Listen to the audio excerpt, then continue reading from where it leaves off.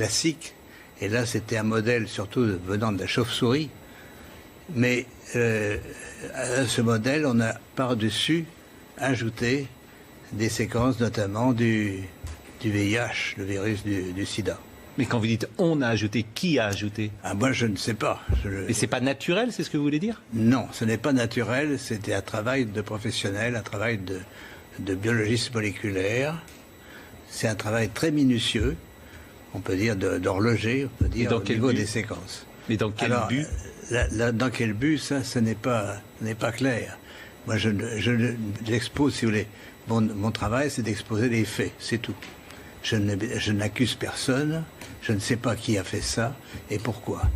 La possibilité, c'est peut-être que ils ont voulu faire, on ne sait pas, on a voulu faire un vaccin contre le sida.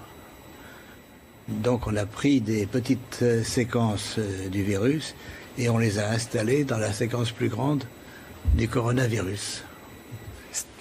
Alors je suis pas sûr de comprendre tout ce que vous dites. C'est-à-dire que dans ce virus, il y a une part de VIH? Voilà, c'est ça. Le matériel génétique du virus est un long ruban d'ARN, n'est-ce pas? Comme de l'ADN, mais c'est de l'ARN. Et dans ce long ruban, à une certaine place, on a fixé des séquences petites de VIH. Mais ces séquences petites ne sont pas petites pour ne rien vouloir dire. Elles ont la possibilité de modifier, par exemple, ce qu'on appelle des sites antigéniques. C'est-à-dire, si on veut faire un vaccin, on peut très bien modifier la protéine qui est exposée pour le vaccin par une petite séquence venant d'un autre virus. Mais vous êtes certain de ça? Parce qu'on a dit que le bruit a couru, que c'était d'une origine humaine, finalement.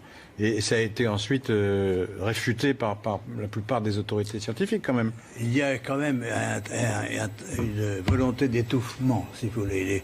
Les travaux, nous ne sommes pas les premiers. Hein. Un groupe de